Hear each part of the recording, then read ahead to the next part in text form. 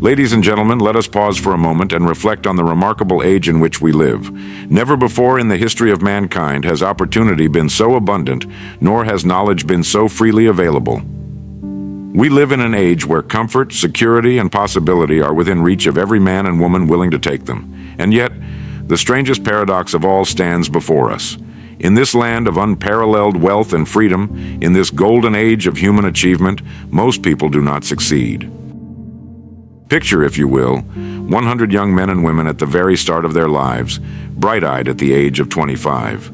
They all dream of a better future. Each one, if asked, will declare with certainty, "Yes, I want to be successful. Yes, I want my life to matter." You can see it in their faces, the eagerness, the sparkle in their eyes, the energy that comes from believing the world is theirs to conquer. But now, move the clock forward 40 years. Out of those 100, how many will truly succeed? Statistics reveal a shocking truth. Only a handful, about 5 out of that 100, will have achieved the kind of success they once dreamed about. The rest will fall short.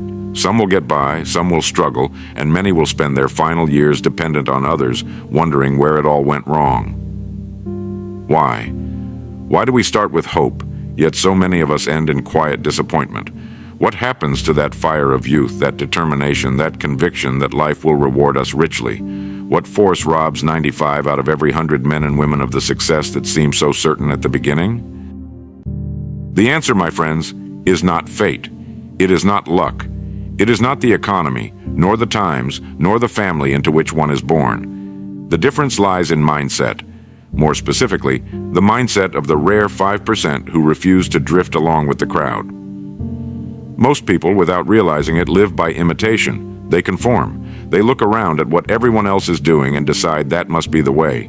They trade in their dreams for routine, their courage for comfort, their imagination for conformity. They rise each morning, not because they have a goal burning within them, but because that's what everyone does. But there is another kind of person, the few, the uncommon 5%. These men and women dare to set their own direction. They refuse to measure their lives against the crowd. Instead, they choose to think for themselves, to dream boldly, and to fix their minds on a goal worthy of pursuit. And because of this, their lives take on a completely different course. You see, success is not an accident. It is not a secret reserved for the fortunate few. Success is the progressive realization of a worthy goal. It begins the moment a man or woman decides clearly and deliberately, "This is what I will do with my life," and then sets out upon that road. The 5% mindset is not about wealth alone, though wealth may come. It is about direction, about purpose, about taking control of the most powerful instrument ever given to a human being, the mind. We become what we think about. Our lives, our fortunes, our destinies are shaped first in the quiet workshop of our thoughts. The 95% allow their minds to drift, to be filled with worry, with doubt, with whatever the world happens to throw at them. The 5% guard their thoughts, nurture their vision, and hold steadfastly to the picture of the life they are determined to build. The illusion of success. When we are young, life seems wide open. At 20 or 25, most men and women carry within themselves a vision of what their future will be. Ask them at that age if they want success, and the answer will always be yes. Their voices are confident, their eyes shine with possibility. Each one believes with a kind of certainty that they will arrive at a better tomorrow. Most of us confuse wishing with working, dreaming with directing, hoping with planning. They believe that time itself will deliver them to success, as though the years alone will carry them upward like a tide. They never stop to ask the vital question, what precisely is success, and how will I reach it? The years pass, they work hard, they support families, they meet their obligations. But somewhere along the way, the dream grows dim. The goals that once stood so bright in their minds begin to fade into the background, replaced by routine. The fire that burned in their 20s cools by their 30s, and by their 40s, many are simply existing, no longer driven by vision, but carried along by habit.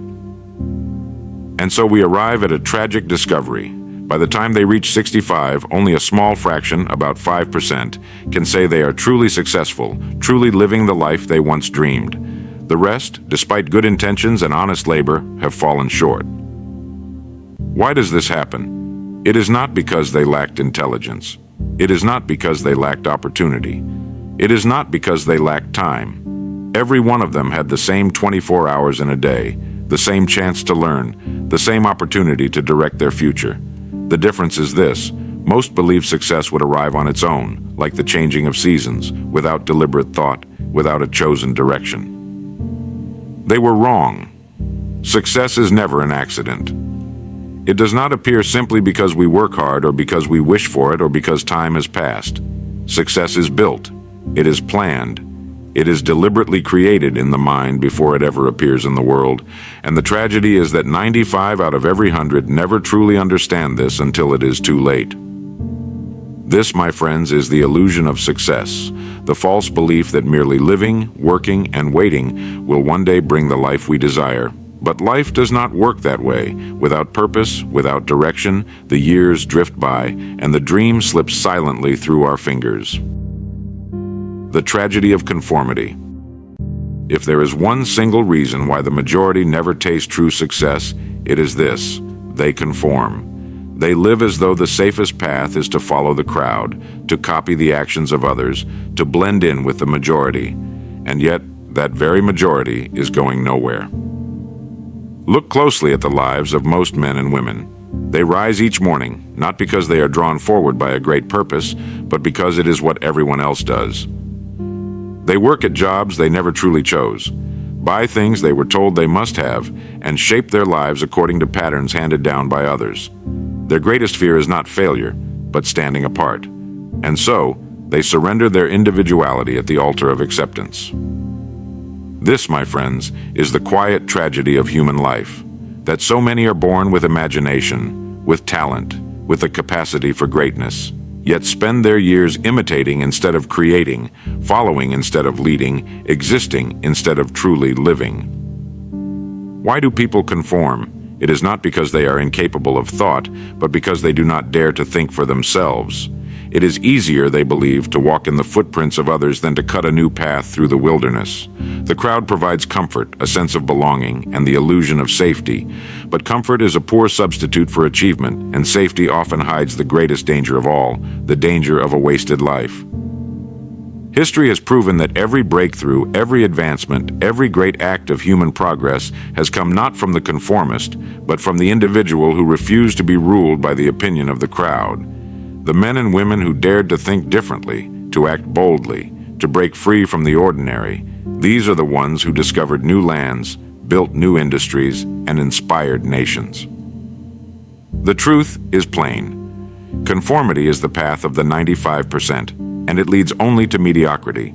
Courage is the path of the 5%, and it leads to greatness. To conform is easy. To stand alone requires strength. But the one who chooses strength discovers that the crowd was never heading toward success in the first place. The forgotten power of the mind.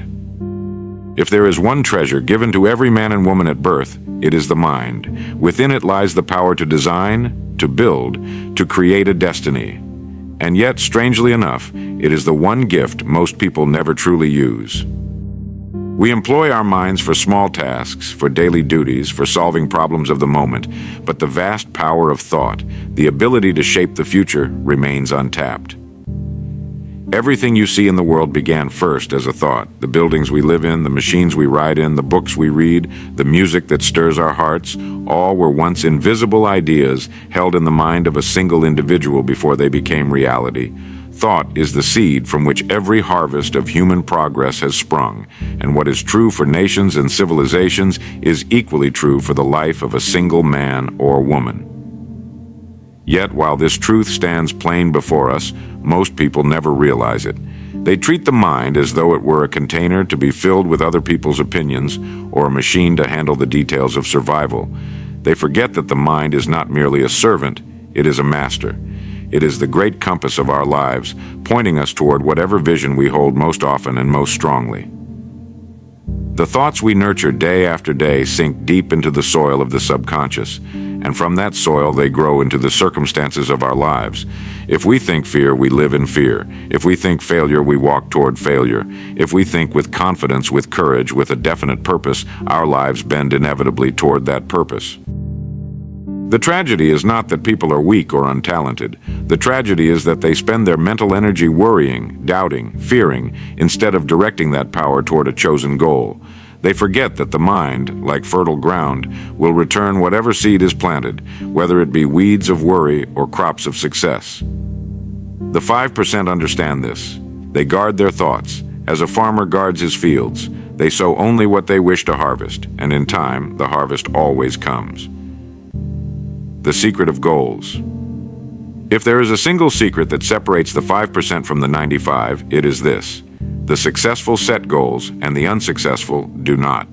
The difference sounds simple, even ordinary, yet it makes all the difference between a life of drifting and a life of direction. Most people move through the years without a definite aim. They work, they earn, they spend, and they repeat the cycle endlessly, yet they have no clear destination. Imagine a ship leaving the harbor without a chart, without a compass, without a captain's plan. Where will it end up? At the mercy of the winds and the tides, drifting aimlessly until it runs aground. That, my friends, is the life of the 95%. The 5% live differently. They begin with a goal. They write it, they hold it before their minds, and they return to it daily. They do not simply wish for success, they define it. They decide precisely what they want. The kind of life they will live, the contribution they will make, the wealth, the health, the peace of mind, the service they will give. And once defined, that goal becomes a magnet, pulling them steadily forward through both calm seas and storms. Why is this so powerful? Because a goal gives direction to the mind. It channels thought, energy, and action toward a definite end. Without it, the mind scatters its power on 1,000 trivial concerns. With it, the mind becomes focused, steady, and unstoppable. The remarkable thing is this: it matters less what the goal is and more that it exists. A person with a small but definite aim will go farther than one with grand dreams and no direction, for the goal gives meaning to labor, courage to struggle, and patience to wait. The truth is timeless. A man becomes what he thinks about, but only if he first decides what to think about. And that decision is called a goal. The courage to think differently. If there is one quality that separates the few who succeed from the many who fail, it is not luck, nor chance, nor even talent. It is courage. The courage to think differently, to stand apart from the crowd, to follow a path of their own choosing. Conformity is easy. It feels safe to do what everyone else is doing, to believe what everyone else believes, to live as everyone else lives. But the price of conformity is mediocrity. 95 out of every 100 pay that price, not because they must, but because they lack the bravery to step away. Success demands another kind of spirit. It demands the courage to say, I will not live by chance, but by choice. I will not accept the average, but aim for the best within me. I will not let the crowd decide my destiny. This courage is not loud nor reckless. It is quiet, steady, and deeply rooted in conviction. To think differently is to risk criticism. It is to face doubt from others and at times from oneself. But the man or woman who dares to think independently discovers a great secret, that most of the obstacles feared were illusions, and most of the crowd was lost because no one had the nerve to lead. The 5% are those who dared. They refused to let fear govern their minds. They thought for themselves, acted for themselves, and in doing so built lives the rest could only envy. Their courage was not the absence of fear, it was the mastery of it.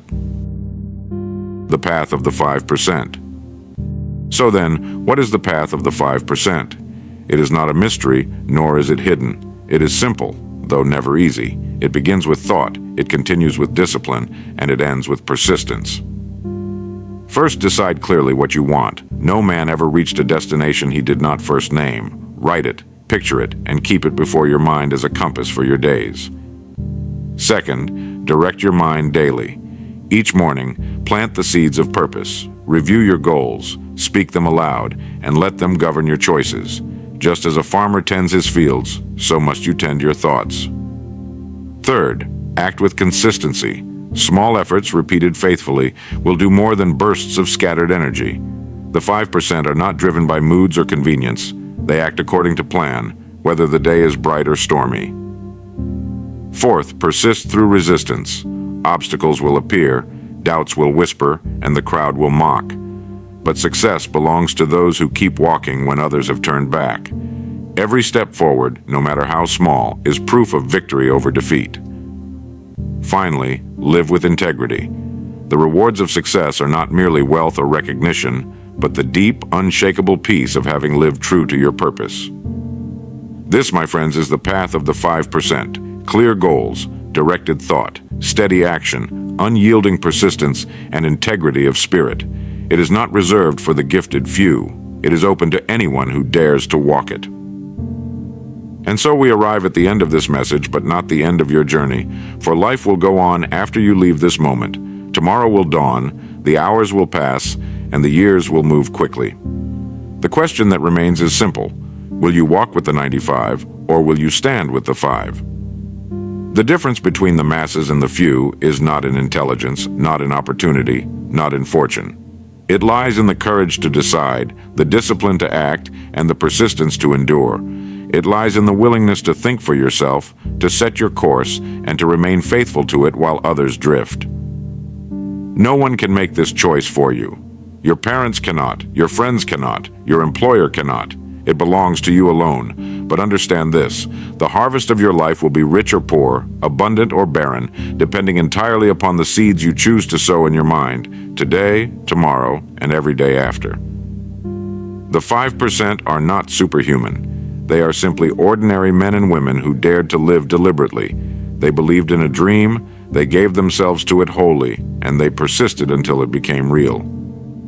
Now the decision is before you, to follow the crowd into the comfort of mediocrity, or to rise, alone if necessary, into the higher ground of achievement.